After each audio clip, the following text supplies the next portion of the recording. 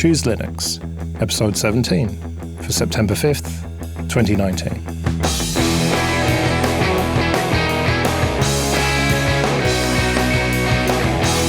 Hello and welcome to the show that captures the excitement of discovering Linux. I'm Joe. I'm Drew. And I'm Elle. And here we are for episode 17.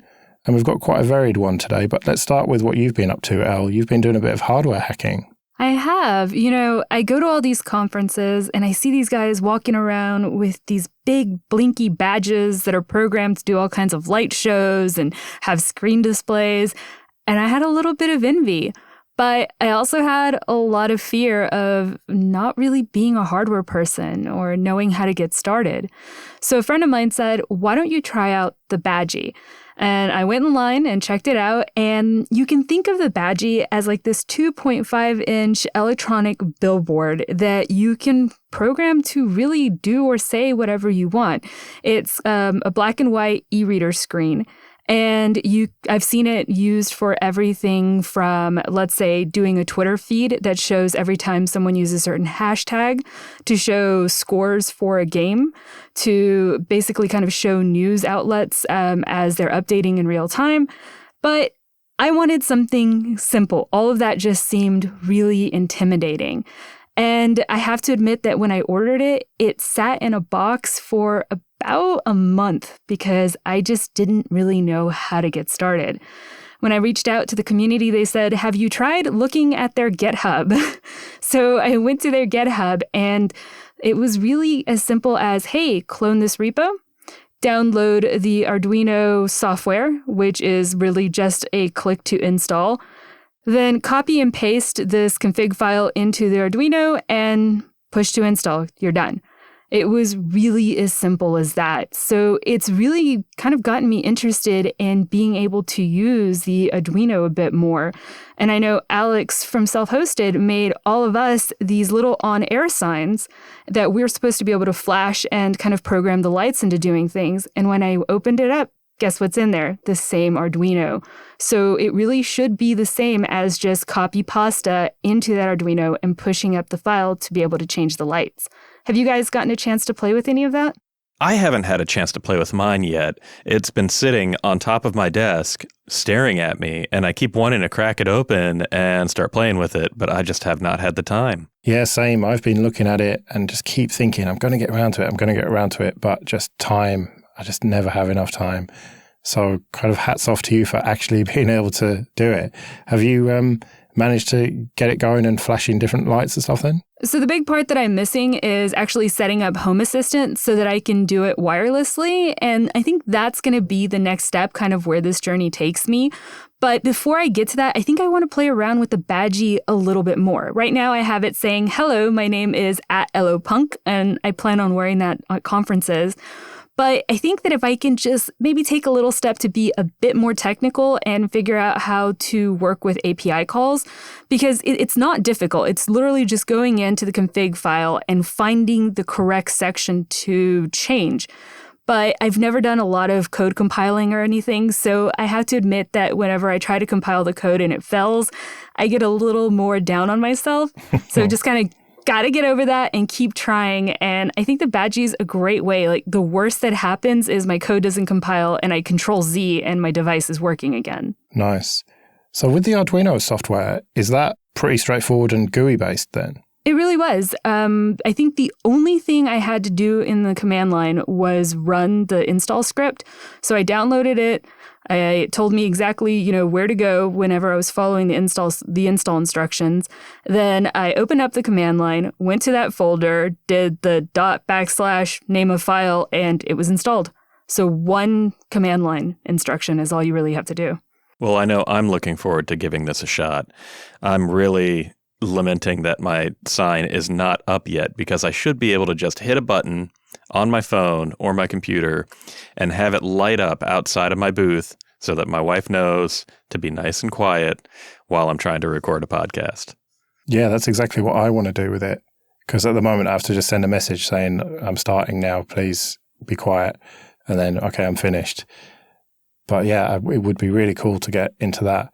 And it sounds like this is the first step to that, really. I mean, Alex made it sound really easy because he does this stuff all the time, but I've never done any Arduino stuff or any hardware hacking of any description. So I can totally sympathize with your apprehension, Elle. But it sounds like that's unwarranted and that it is actually fairly straightforward to get into then. I will warn you, it's a little bit addictive because once I had that it's up and it's running, I wanted to try something else. And I'm already planning on taking what I've learned from making the sign and programming it to actually setting up a tiara with the same light structure that I can change colors when I'm arriving at events based on what I'm doing.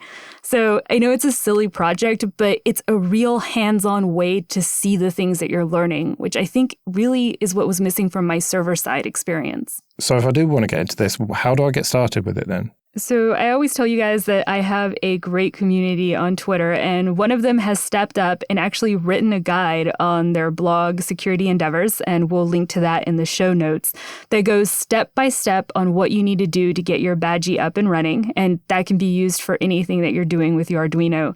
What I love is they made sure to actually include the step of ordering your Badgie and then staring longingly at the box for a long time because you have no idea how to get started. And Alex has got a pretty good blog post about his smart LED strips. Yeah, I'm really interested in this. I actually just purchased my first smart light, and I need to flash the firmware on it and get Home Assistant up and running myself to kind of get started there. But that's a project I'm really looking forward to. And Alex's blog has just so much detail for how to get going with this sort of thing. Yeah, and even a video walking you through it as well.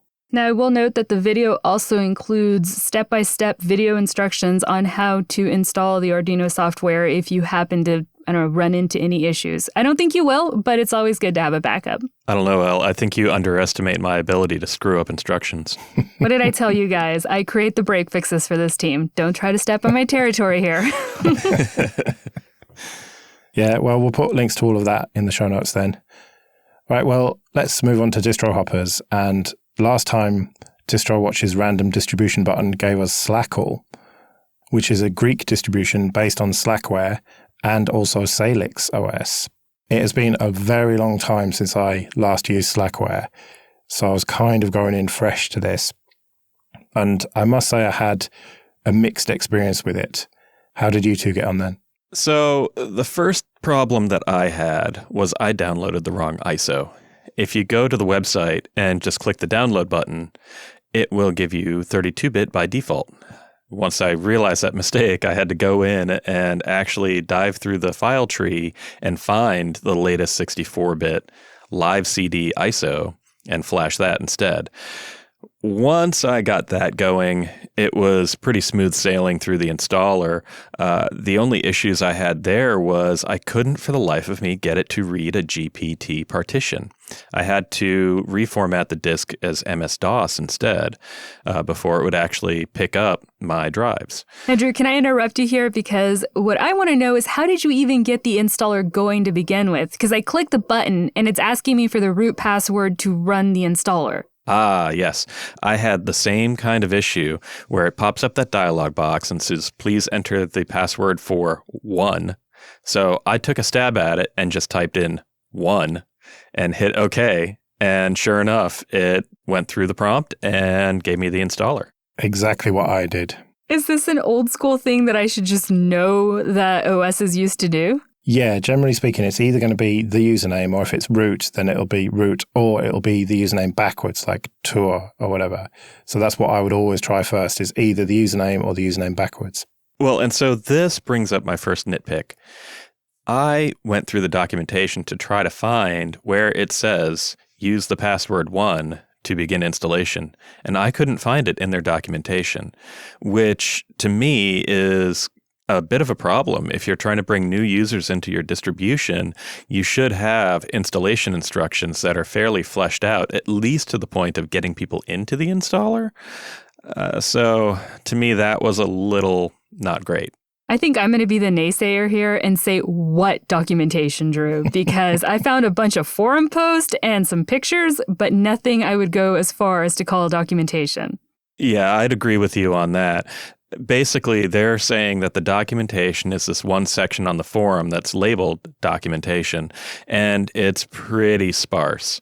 There's not a lot in there, and it really feels like the user is expected to just kind of know how Slackware and or Salix works in order to kind of make their way through.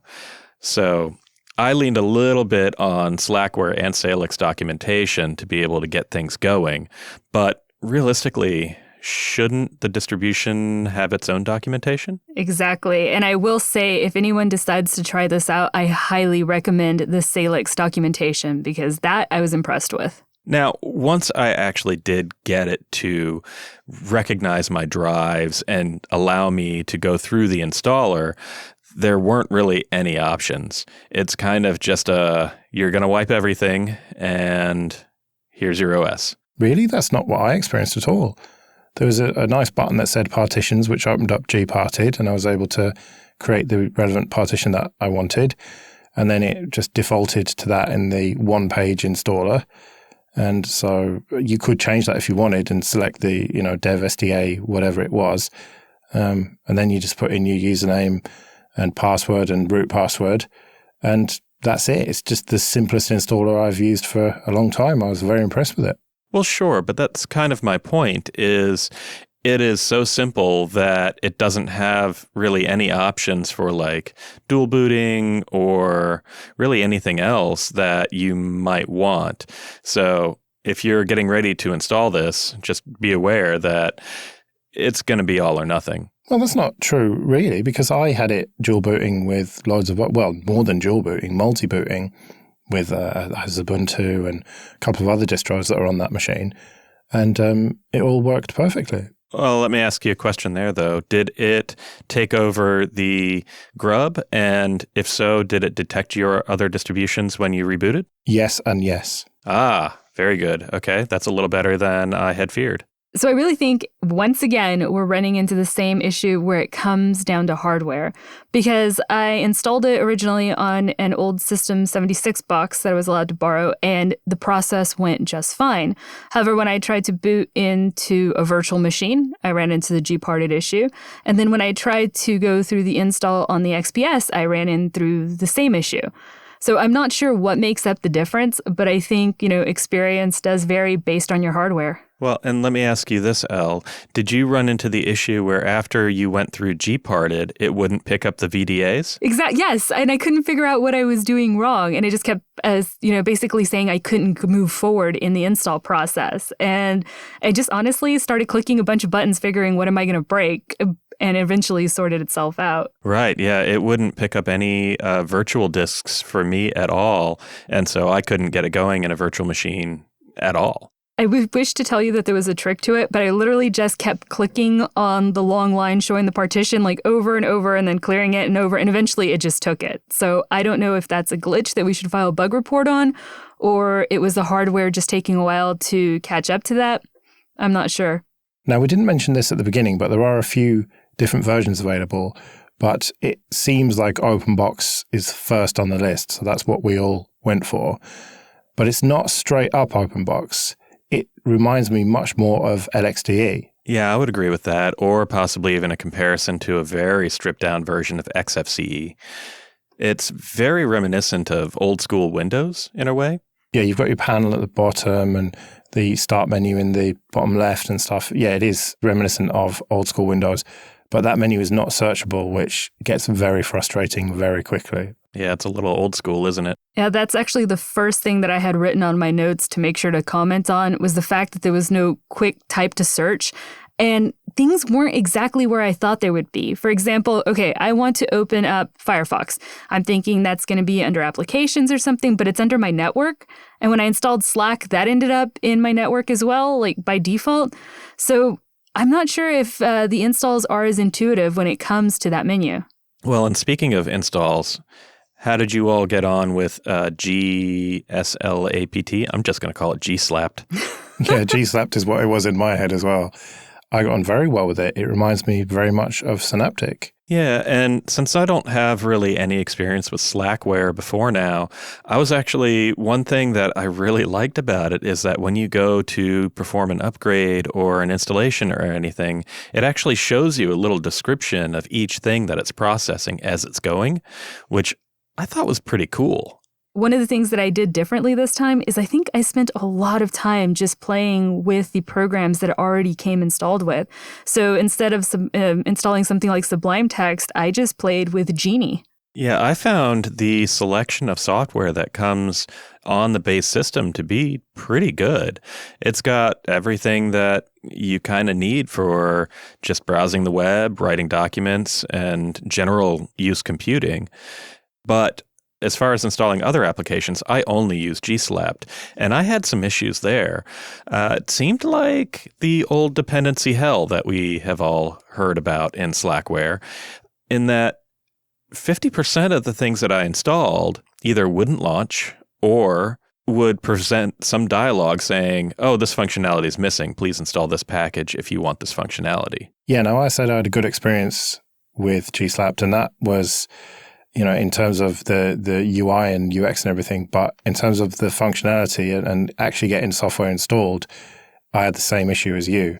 Even doing the updates, there was one, I think it was GVFS or something, that I had to hold back the update because that just was broken and would break the entire update. And then when installing things like Audacity, it installed perfectly quickly and no problem. But then when I went to open it from the menu, just nothing. Opened it from the command line and then found out that it had a bunch of missing dependencies. And it really made me appreciate apt and DNF and how good they are at dependency resolution. And it did feel very legacy, the fact that it would install something and not bother to go out and find the relevant dependencies. Yeah, well, that's Slackware all over, isn't it? I mean, not that I have a lot of experience with it, but I've heard the stories. Now, I told you guys that I went into the command line just so that I make sure I had something to report. So I go in and first of all, I try app, not it. All right, I'm trying all of the ones that I know just to make sure I'm not reinventing the wheel. So then I go to the documentation for Salix and I find that the command I'm looking for is slapt get, so slapt get. And so I do slapget-i, and I end up messing up my user password, which normally has the little feedback that says, you will be reported. And this one made me laugh because what you get when you mess up your password is the comment, you'll starve. Did either of you try updating your kernel? No, I did not. Did it break? No, actually, it went fine. But this is one of the areas that they actually have it documented properly. And in that documentation, it instructs you to essentially do an ls to find out what kernel modules you have installed already, and then to use slapt-get to install the updates for those specific packages. And then it's very specific about this. You have to run update grub before rebooting. Otherwise, you may end up with a non-booting system. So just another example of why Slackle makes me appreciate the modern distros where all of this is handled in the background. So I'd like to get y'all's opinion on Conky, because when you first boot up, the first thing that opens up is Conky, and I hope that's how you say it. And it just gives you kind of a live feed of what resources you're using, how much CPU you're using, your Wi-Fi connection. And though I don't understand why I would need that on my desktop, maybe I don't do enough gaming to warrant that, I did really wish that I could have had that when I was using OpenStack environments, because it is a really good monitoring tool. Oh, Conky's great. Conky has all kinds of options and things that you can do. You can feed it all different sorts of information from really just about anything and have it display that either in a window or on your desktop. I did find the choice to have it in a window a little odd instead of just displaying it against the background. But I don't know. I thought the base Conky config that they're using was actually really informative. Yeah, and I actually liked that it was in a window because it meant that if you didn't want it, it was trivial to just close it. Just click the X, it's gone. That's very true.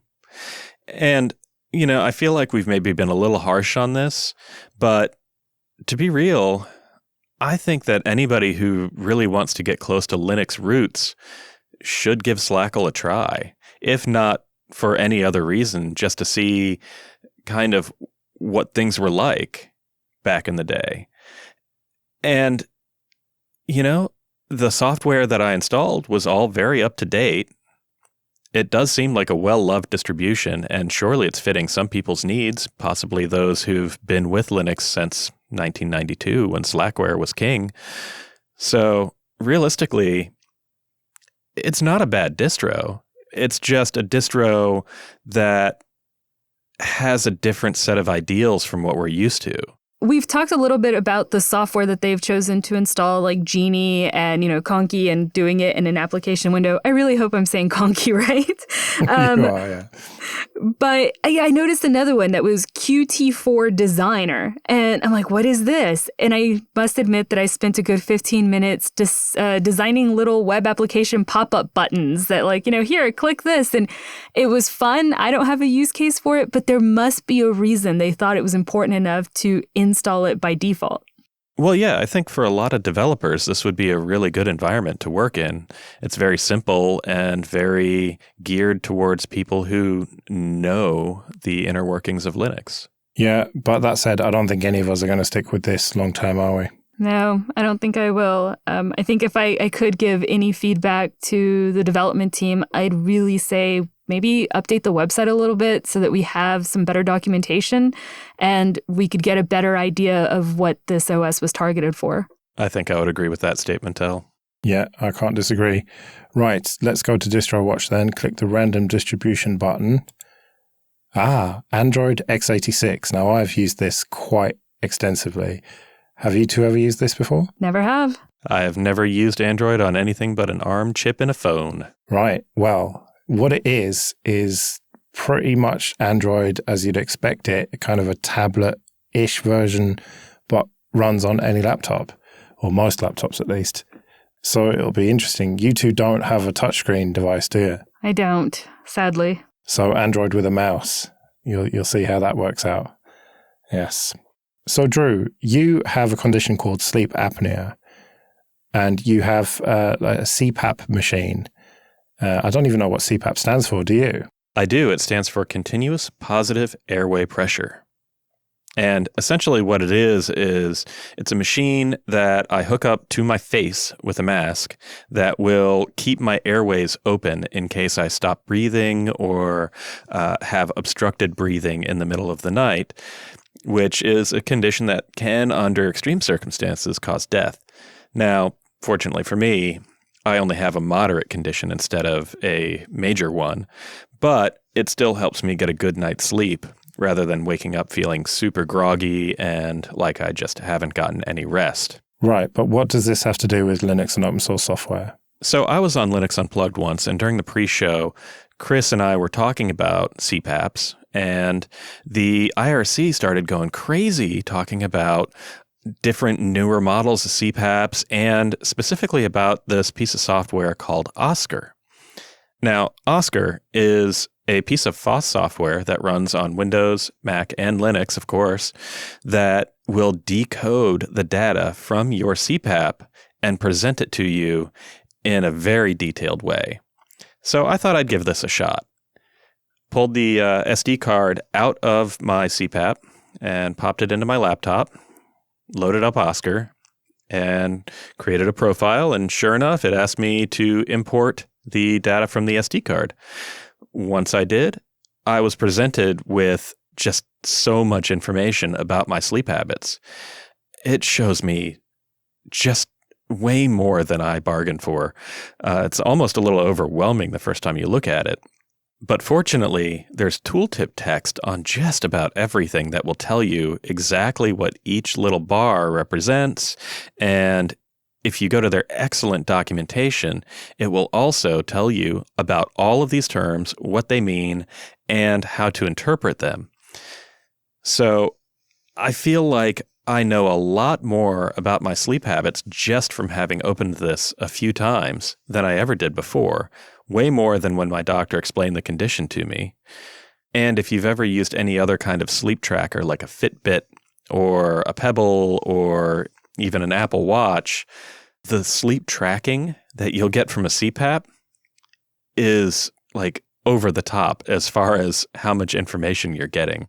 So what we're talking about here, the different types of sleep and how much of that you get? Yes, it will show me everything from the amount of time I spent with obstructed pathways to the amount of time I spent where I just stopped breathing for a little bit and the machine has to pick up and do some work. It shows me the pressure over time. It even shows me when I'm snoring. One thing that new users should note is that not all CPAP machines are supported. So I would check the documentation on their website to make sure that your machine is a supported model before you try to get started. Is this where we include, please discuss with your medical professional before trying to make changes based on the data that you've collected? Absolutely. This is not a replacement for speaking with your sleep specialist. So looking at, the documentation on the website for this, how easy would you say that it is for somebody to just kind of get started and set this up so that they can look at their own data? So to install it is extraordinarily simple. There are Debian packages available for Debian and its derivatives, and a very helpful soul has created a RPM-based version of it in Copper, and we'll link to that in the show notes. But as far as interpreting the data, I think that takes a little bit more research because it is dealing with medical terms. So I wouldn't expect to go in and just have everything fully explained for you. It is anticipating that you're going to have to do a little bit of research here and there to find out what each of these things actually means. Now, really to the credit of the people in the apnea community, this piece of software, if you click the help dropdown, it gives you an online user's guide and a sleep disorder terms glossary directly within the application that will then open a website to help you understand all of these terms. It is worth noting that OSCAR is a fork of the now defunct Sleepyheads project, and I'm not entirely sure when or why that happened, but the Sleepyheads project has shut down, and people should be using OSCAR at this point.